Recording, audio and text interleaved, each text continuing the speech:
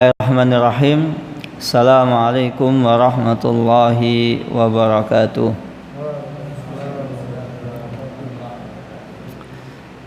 Bismillahirrahmanirrahim. Wassalatu wassalam ala Rasulillah wa ala alihi wa sahbihi wa man tabi'ahum bi ihsanin ila yaumiddin. Amma ba'du.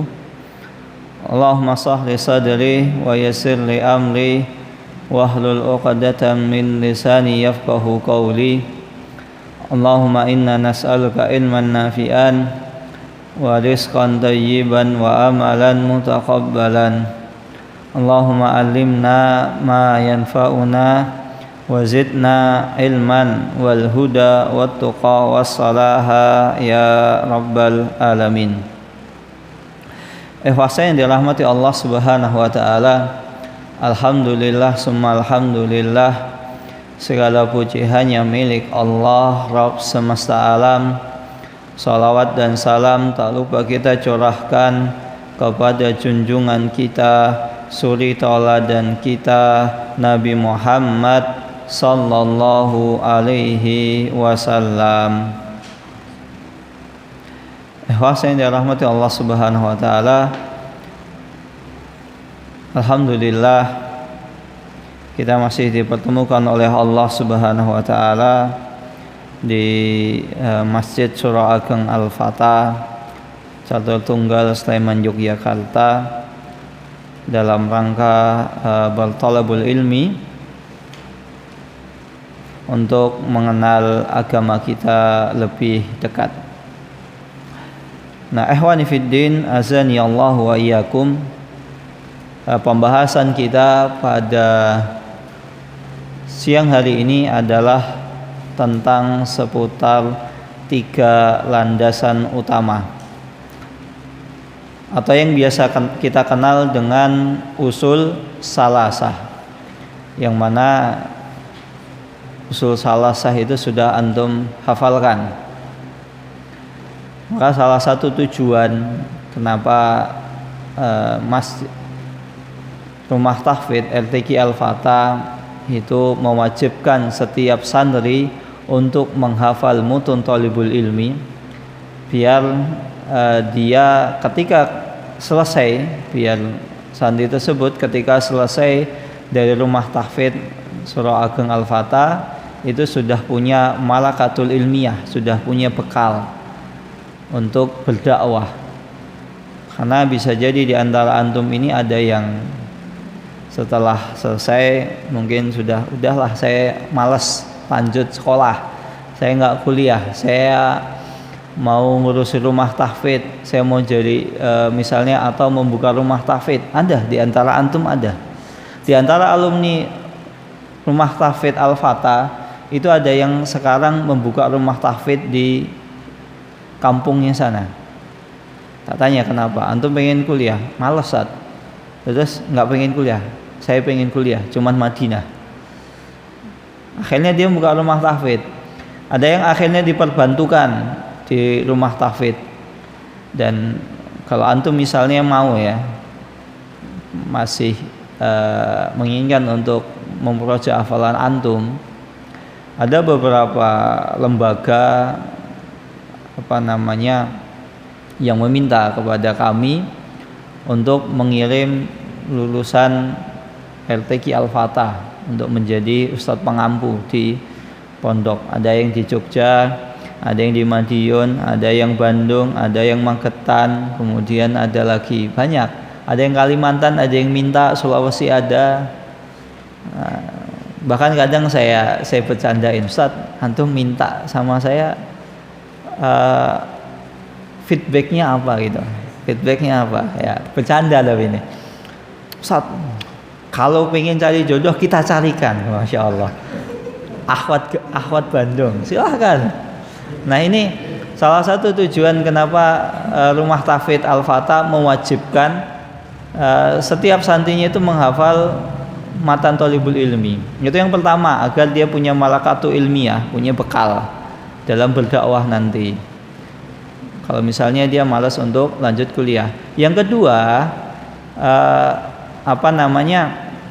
Ketika antum menghafalkan mutun thalibul ilmi, misalnya antum bisa selesai satu jilid, fadil sudah selesai, alhamdulillah, satu jilid sudah diujikan.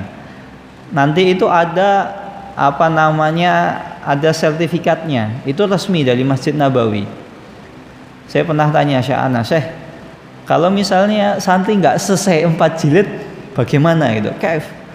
Lau ma yantahi yani albatu ajza, ma fi muskilah. Kata beliau nggak ada masalah kalau cuman selesai 1 jilid, nggak masalah. Nanti insya Allah kita uji, jika memungkinkan kita keluarkan ijazah. Ijazahnya ini sangat berpengaruh untuk pendaftaran antum di Universitas Islam Madinah.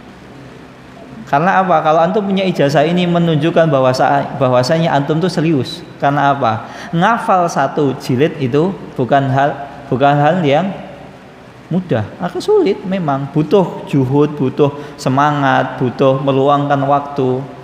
Dan banyak di antara mahasiswa yang keterima di Madinah itu karena punya ijazah ini. Ketika saya tahu, langsung saya tembus ke Masjid Nabawi. Syekh, saya minta akses untuk rumah tahfidz, markas tahfidz kami di Indonesia, untuk diberikan waktu agar mereka bisa setoran. Tapi lebih baik kalau antum misalnya itu bisa menyelesaikan 4 jilid, itu lebih bagus. Insya Allah nanti ijazahnya fadil ya, kalau sudah ada insya Allah nanti akan saya mintakan.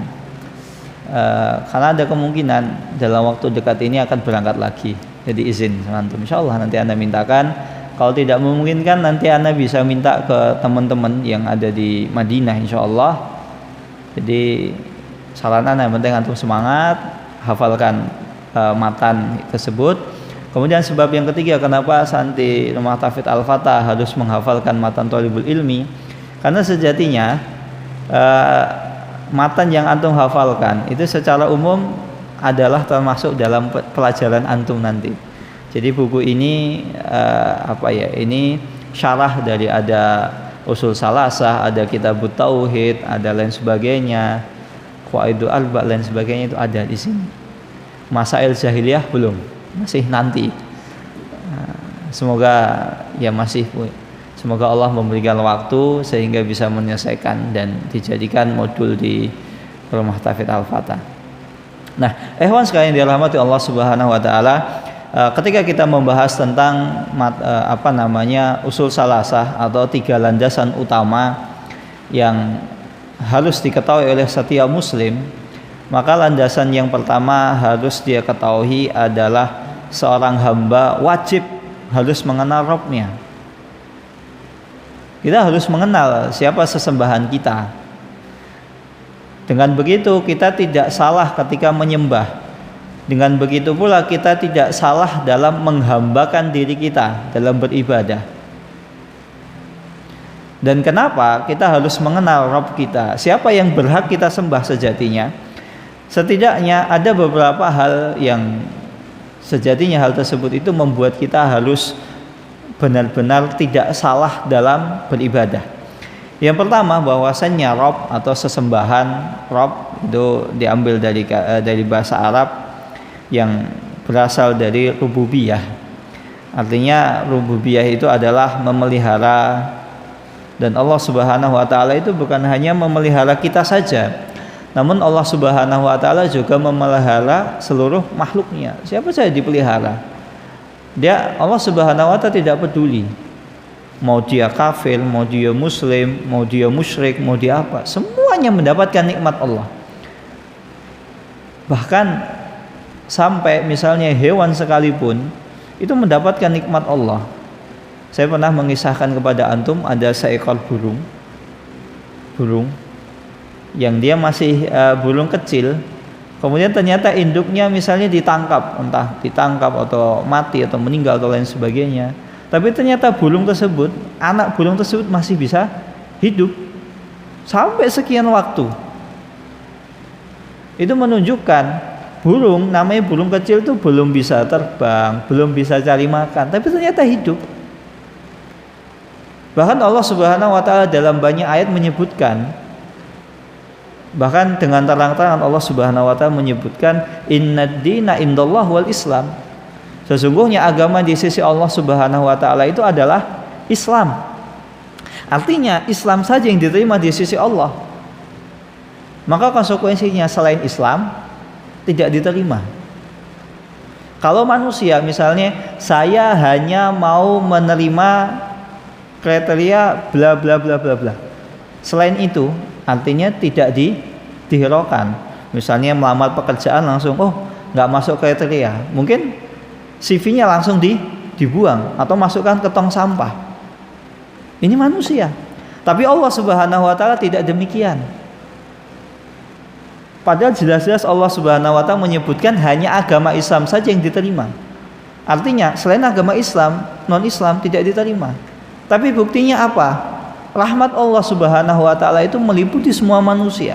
Sampai orang kafir sekalipun itu dapat rahmat. Dipelihara. Maka sungguh sangat ironis seseorang yang sudah dipelihara oleh Allah Subhanahu wa taala, diberikan nikmat oleh Allah Subhanahu wa taala, diberikan rizki, kemudian diberikan nikmat pendengaran, kemudian akal untuk bisa berpikir, kemudian telinga untuk bisa mendengarkan, mata untuk bisa melihat kebenaran dan lain sebagainya. Namun di antara mereka tidak mau beribadah kepada Allah. Cara mudahnya begini ikhwah sekalian. Rububiyah itu adalah memelihara, atau biasanya kita kenal dalam bahasa kita ini adalah tarbiyah. Namanya orang ketika mentarbiyah, dia itu mengurusi segala urusannya, semua urusannya. Bahkan namanya orang tua ketika mentarbiyah anaknya bukan cuman sekadar melahirkan, udah saya lahirkan, udah tugas saya selesai. Enggak sampai sedemikian. Bahkan tugas seorang tua itu melahirkan, kemudian memberi makan, mengasuh, mendidik, memilihkan pendidikan yang paling bagus untuk anaknya, bahkan rela untuk mempertaruhkan nyawanya untuk bisa menyekolahkan anaknya di sekolah atau pendidikan yang terbaik. Taruhannya nyawa dengan segala macam. Kemudian kebutuhannya, anak butuh apa dibelikan, butuh buku dibelikan, butuh bayar SPP dibayar, kemudian butuh uang jajan untuk jajan dibelikan, butuh motor dibelikan motor, butuh mobil dibelikan mobil. Segala sesuatu dicukupi oleh orang tua. Itu namanya tarbiyah. Maka kalau misalnya orang tua misalnya saya sudah mentarbiyah, cukup melahirkan, tidak. Segala sesuatu diurusi. Bahkan orang tua itu kadang sangat selektif. Ini nggak boleh, ini nggak boleh, ini nggak boleh. Kadang kita berpikir ini kok nggak boleh.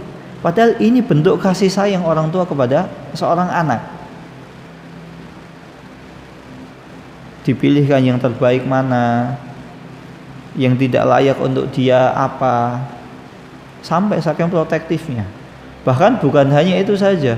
Ketika anak sudah dewasa, anak sudah misalnya anak tersebut sudah menikah, sudah punya anak, artinya orang tua kita sudah punya cucu, kita masih tetap dianggap sebagai anak kecil. Semua diajari, kamu kalau misalnya ngurusi anak begini dan begitu. Itu orang tua. Tarbiyah orang tua itu tidak selesai ketika sang anak itu misalnya sudah dewasa, tidak. Sampai anaknya itu dewasa, berkeluarga, punya anak, bahkan sampai anaknya itu punya cucu. Terkadang demikian, jika masih Allah berikan umur. Itu tarbiyah gitu. Maka begitu pula Allah Subhanahu wa taala. Allah Subhanahu wa taala memberikan rezeki kita, nikmat-nikmat, pendengaran untuk bisa melihat, untuk bisa mendengar, penglihatan untuk bisa melihat, kemudian akal untuk bisa berpikir mana yang baik, mana yang buruk. Allah berikan. Akan tetapi kok anehnya dia tidak mau menyembah kepada Allah Subhanahu wa taala. dia tidak mau mentauhidkan Allah Subhanahu wa taala dalam bab uluhiyah. Satu-satunya zat yang berhak disembah hanyalah Allah. Segala sesuatu kebutuhan manusia sudah diberikan. Manusia butuh buah, Allah tumbuhkan buah dari tanah. Manusia butuh air, Allah alirkan air. Manusia butuh udara, Allah berikan udara gratis. Nggak bayar antum. Antum pernah dapat tagihan tiba-tiba selama 20 tahun ini rincian biaya antum bernafas selama 20 tahun. Pernah dapat? Nggak pernah. Gratis kita bernafas. Padahal antum misalnya la qadarullah, misalnya ada seseorang yang punya sakit pernafasan, asma lain sebagainya, kemudian dirujuk ke rumah sakit, dia butuh nafas, butuh oksigen. Satu oksigen itu bisa jutaan. Padahal itu hanya untuk sekian waktu saja. Padahal antum ini bernafas itu adalah sehari itu 24 jam. Iya kan? Ada yang ketika tidur itu nggak bernafas? Nggak ada. Namanya tidur tetap bernafas. Kalau antum tidur nggak bernafas, artinya antum sudah meninggal. Sampai orang tidur sekalipun tetap bernafas. Bahkan kalau misalnya orang tidur kok dipegang ini, kok nggak ada nafasnya di hidung, jangan-jangan meninggal. Orang khawatir. Nah, maka namanya tarbiyah, rububiyah, ini melazimkan seseorang untuk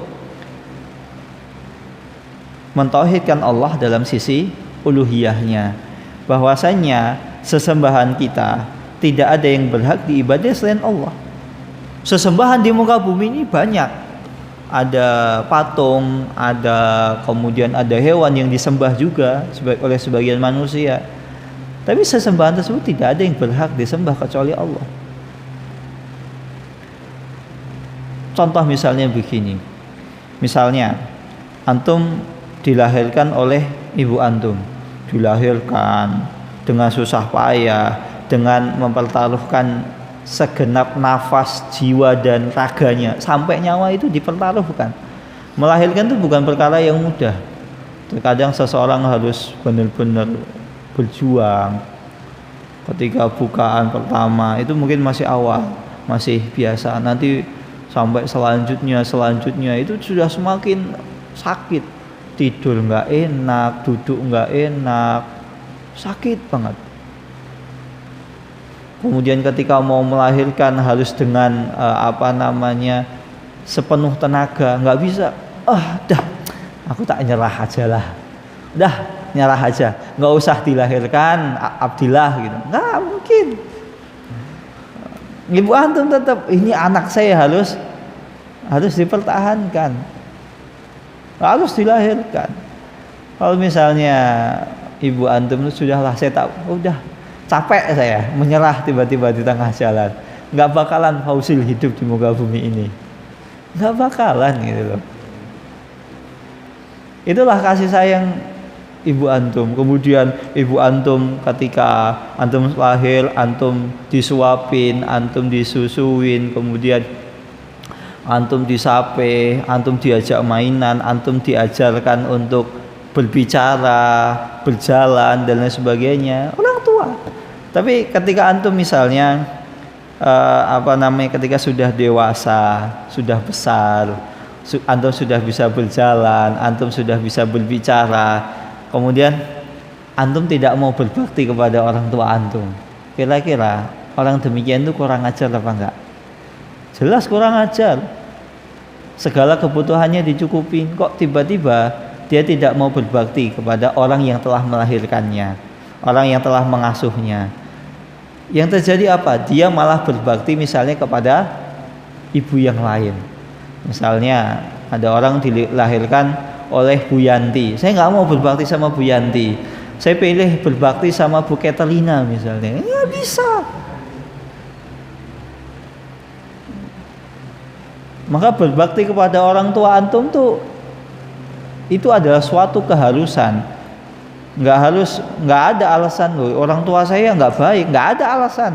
Kalau orang tua antum nggak baik, antum nggak bakalan lahir, udah itu. Maka berbakti sama orang tua itu kewajiban.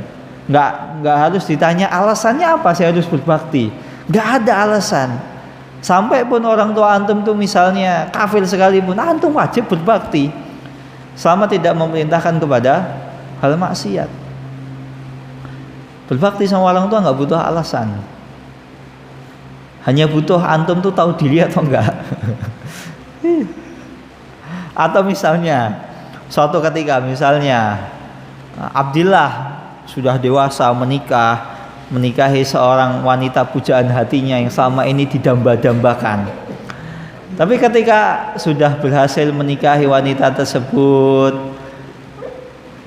padahal Abdillah itu ketika mau menikahi harus bekerja dulu, mengumpulkan untuk maharnya. Kemudian, wah saya kalau nikah saya belum punya rumah, nggak enak. Saya kerja dulu, baru punya rumah, baru saya nikahin wanita tadi. Akhirnya sudah bisa beli rumah, dan rumahnya itu bukan cuma rumah sepetak, rumahnya rumah idaman. Rumah idaman luas, ada kolam renangnya, ada ininya, lain sebagainya, semua fasilitas sudah terpenuhi. Kemudian suatu ketika la qadarullah, ternyata perempuan tadi itu tidak mau berbakti kepada Abdillah, atau misalnya naudzubillah selingkuh. Kira-kira ada nggak orang yang mengatakan, ini cuma contoh ya, ini Abdillah yang lain, namanya Abdillah kan hamba Allah ya, ini hamba Allah, walaupun di sini ada namanya. Jadi ketika yang namanya Abdillah, ketika disebut ya jangan ngasah dulu, Abdillah itu hamba Allah gitu loh. Kemudian ternyata perempuan tadi dia tidak mau berbakti kepada suaminya. Dia tidak mau berbakti kepada suaminya, malah berbakti kepada laki-laki lain, mengayomi laki-laki lain. Kebutuhan laki-laki lain itu mah dicukupin. Misalnya masakin untuk laki-laki lain yang atau misalnya berbakti kepada laki-laki lain. Kira-kira ada nggak orang berakal di muka bumi ini yang mengatakan itu adalah perempuan tahu diri? Nggak ada. Bahkan ya, kalaupun seandainya seseorang itu selingkuh ya, dengan berbagai macam alasan, walaupun masuk logika sekalipun, nggak ada orang mengatakan selingkuh itu baik, nggak ada. Misalnya saya punya pasangan, suami saya nggak pernah ngasih saya nafkah, nggak pernah ini menelantarkan saya, mendolimi saya. Kemudian antum ujuk-ujuk antum langsung selingkuh, nggak bisa dibenarkan. Tetap ya walaupun ya alasannya logis gitu loh. Terus asal main selingkuh, nggak menyelesaikan dulu, misalnya duduk empat mata menyelesaikan masalahnya, mengurai benang merahnya, benang kusutnya, terus tiba-tiba langsung selingkuh, nggak bisa. Nggak ada orang yang membenarkan tersebut, hanya orang-orang yang orang-orang yang kewarasannya perlu dipertanyakan. Walaupun itu aslinya alasannya masuk akal, nggak bisa. Selingkuh itu mau alasan apapun itu nggak dibenarkan. Maka daripada antum selingkuh, mending antum nikah lagi. Kalau laki-laki, kalau perempuannya ya jangan, nggak ada poliandri. Itu simple gitu loh. Istri yang tidak mau berbakti kepada suaminya, padahal kebutuhannya apa yang diinginkan istrinya diberikan semua, itu dikatakan sebagai istri yang durhaka, istri yang nggak tahu diri. Maka bagaimana dengan manusia? Bagaimana dengan manusia gitu loh? Bagaimana dengan manusia yang dia semua kebutuhannya sudah dicukupi Allah? Bahkan suaminya saja itu rezekinya dari Allah, bukan dari bosnya. Bos itu hanya perantara, hanya wasilah. Rezeki tetap di tangan Allah.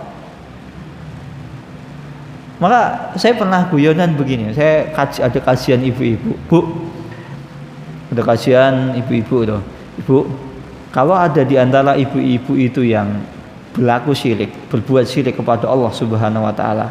Artinya ibu itu sudah menduakan Allah Subhanahu wa taala. Saya doakan suami ibu nikah lagi. Kenapa?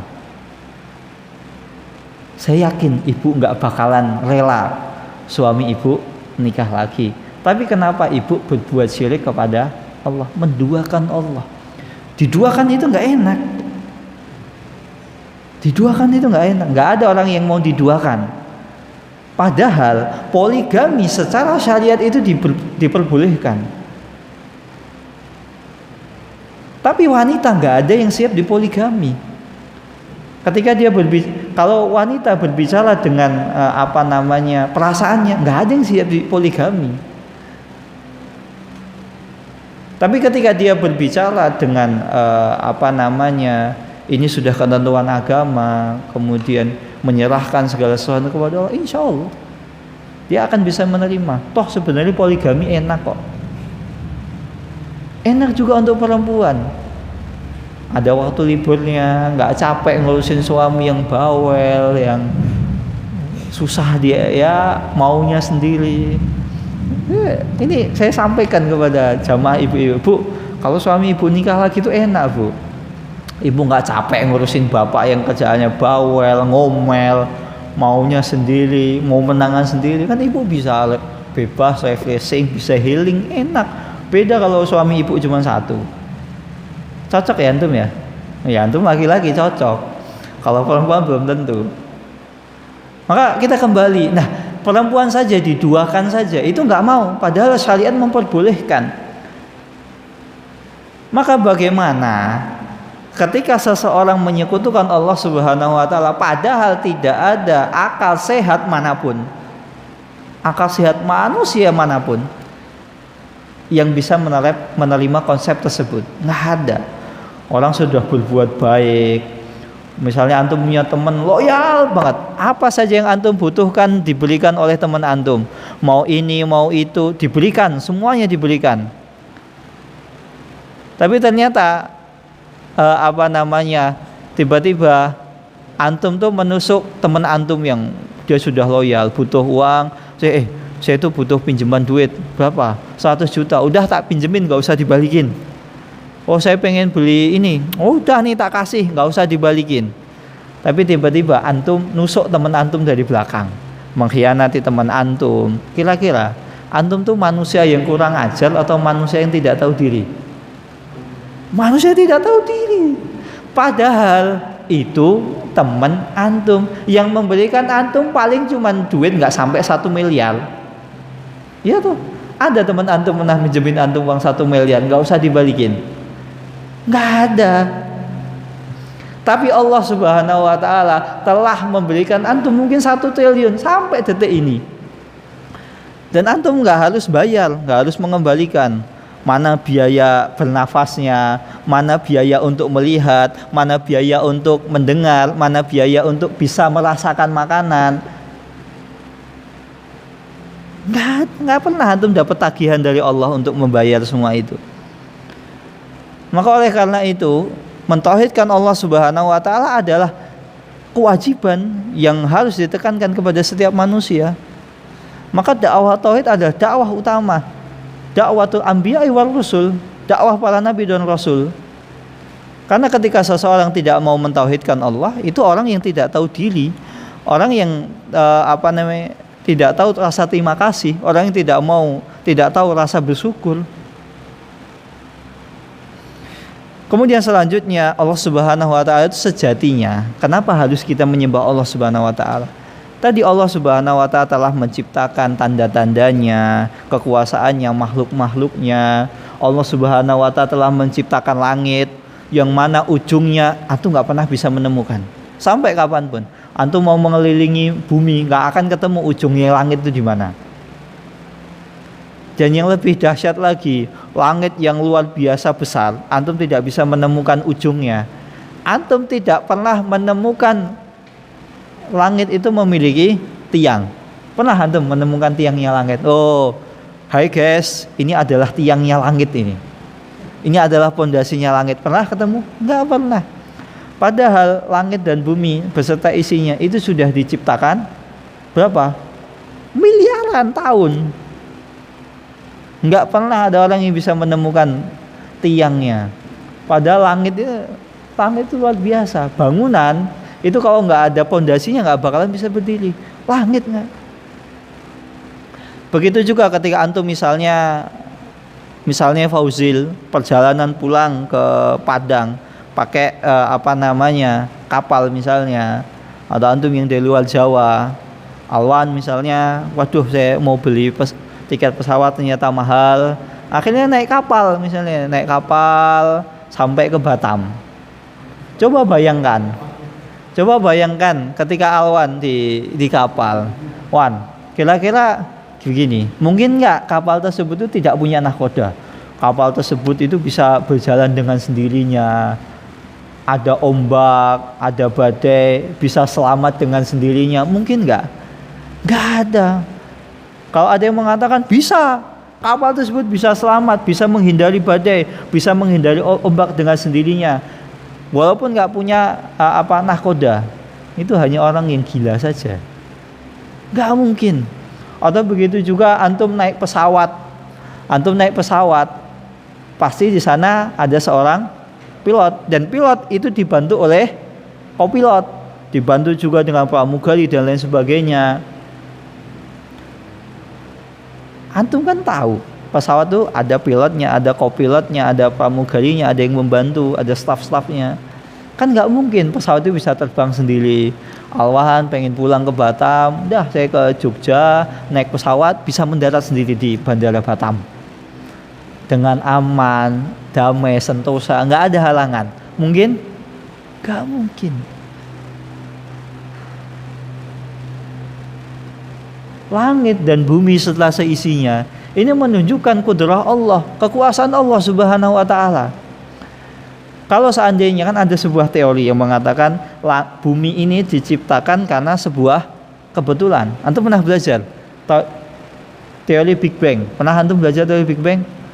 Yang dari sekolah umum insya Allah pernah ya. Kalau dari pondok kayaknya nggak masuk kurikulum.